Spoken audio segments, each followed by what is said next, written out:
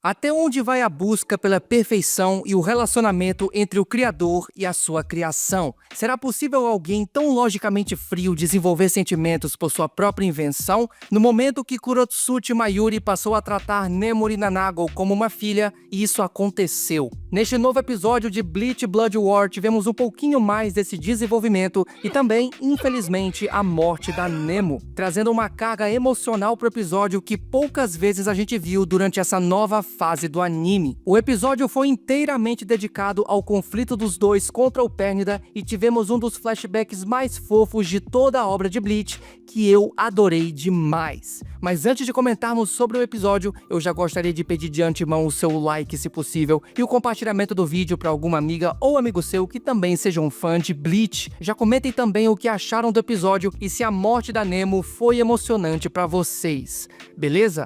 Então, vamos lá.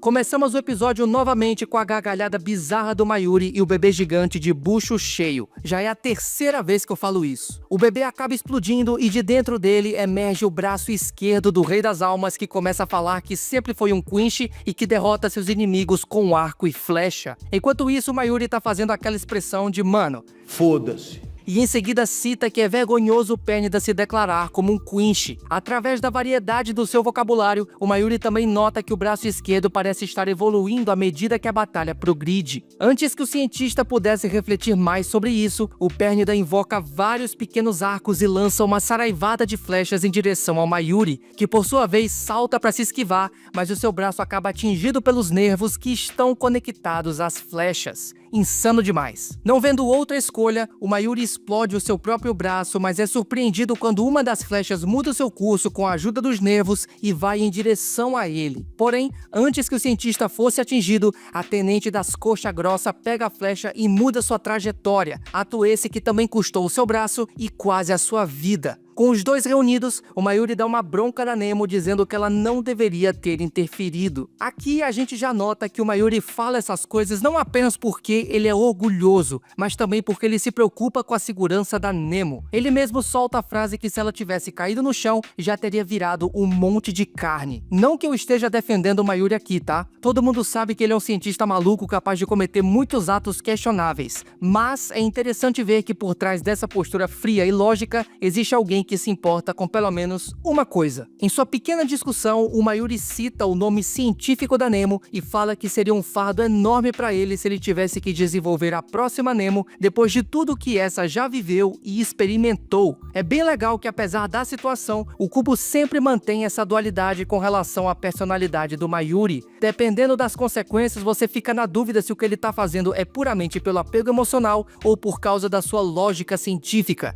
Talvez seja um pouco dos dois. Com ambos curando os braços e se preparando para atacar, o Pernida surge de maneira imponente no horizonte em uma cena que tanto aqui no anime quanto no mangá ficaram insanas demais. Enquanto os dois se comunicam por meio de escutas, o Mayuri ativa o seu Hirenkyaku em meio à metralhadora de flechas, enquanto a Nemo avança para injetar um composto capaz de neutralizar a circulação do Pernida. Legal que no meio de toda essa sequência, o Mayuri se exalta com seu próprio plano e acaba gritando no ouvido da Nemo. E ela fala, Mayuri-sama, você tá gritando demais e tal. E ele, silêncio. Com a injeção do composto, o coagulante se espalha através do Pernida, atingindo as duas outras mãos. Mas antes que a última fosse consumida, ela age rapidamente cortando o dedo afetado. Nesse momento, o Mayuri percebe que o Pernida evoluiu ainda mais, assimilando até mesmo as habilidades da sua Bankai. E aqui ele demonstra mais uma vez uma grande preocupação com a Nemo, pedindo para ela recuar imediatamente. Na sequência, cortamos para um dos flashbacks mais satisfatórios e fofos de Bleach, onde vemos a infância da Nemo. A partir desse ponto, o episódio cresce, mas cresce de um jeito que, nossa senhora, a atmosfera muda e entramos numa sequência bem emocionante, onde acompanhamos todo o crescimento da Nemo e os questionamentos sobre a sua criação. Essa parte foi traduzida perfeitamente para o anime e conseguiu construir muito bem toda essa relação curiosa e estranha entre o Mayuri e a Nemo. É uma espécie de apego paternal que está fundamentado em princípios científicos e uma filha que evoluiu para proteger e preservar o bem-estar do seu pai. No mangá eu já fico um pouco mexido, mas aqui no anime a sequência sequência da Nemo conversando com o Akon foi o que mais me pegou no episódio. Os dois caminhando juntos até que a trilha sonora para, o Akon vira pra Nemo e fala: "Você é a maior criação do capitão."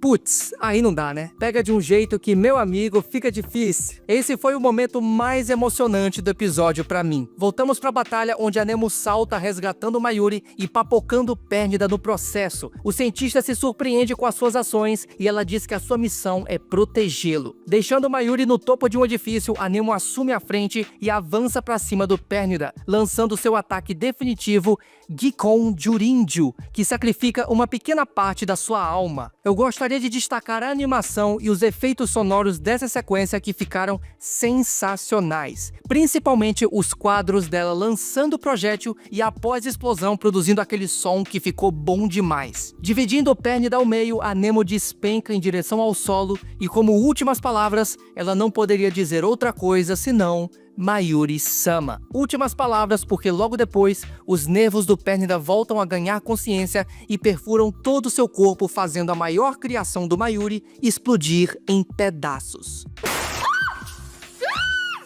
Nesse momento, sobe uma trilha sonora e um vocal muito emocionantes. Aqui deu pra notar que o Mayuri realmente sentiu a morte dela. Na sua consciência, o Isao Aporo ainda aparece questionando a busca pela perfeição e como o Mayuri foi contra tudo aquilo que ele disse pro Espada. É muito legal que no momento que o Mayuri aceita essa falha, ele esmaga a presença do Isao com a música triste indo embora junto. Sem perder a compostura, o personagem presencia os restos da Nemo sendo devorados, enquanto o braço esquerdo do Rei das Almas se transforma em uma verdadeira aberração, com vários olhos surgindo em tudo quanto é canto. Antes que ele terminasse, o Mayuri resgata o cérebro da Nemo e explica que a glândula pituitária dela possui um órgão de divisão celular acelerada, fazendo as células crescerem continuamente além do limite teórico. Basicamente, o Pérnida virou uma espécie de câncer gigante. Ao som de uma trilha sonora que mais lembra um show de horrores, o braço esquerdo do Rei das Almas explode em vários pedaços, com o Mayuri caminhando para fora do local, completamente acabado. Resgatado pelo Ikako e o Mítica, o cientista demonstra um pouco de companheirismo ao salvar o Hitsugaya e a Matsumoto da zombificação, ao passo que momentos antes de fechar a cápsula, ele fala que superou o Urahara.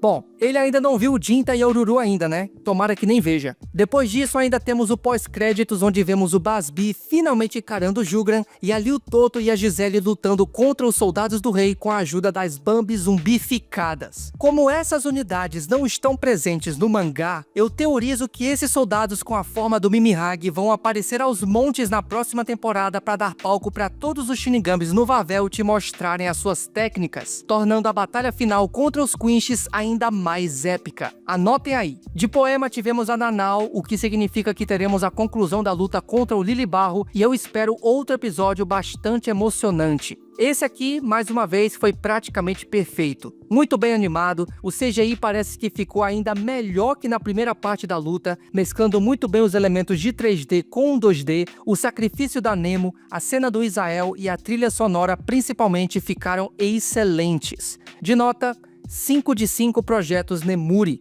Eu espero que vocês tenham gostado do vídeo. Se curtiu o conteúdo, por favor, não esqueça do like. E se gostou de tudo que viu até aqui, considere se inscrever no canal e ativar o sininho para receber as notificações. Estamos chegando no final da temporada e eu espero a presença de todos vocês nas próximas análises. Beleza? Obrigado pelo apoio sempre. Eu vejo vocês numa próxima. Aqui é o Matheus do canal Bambuto e até mais.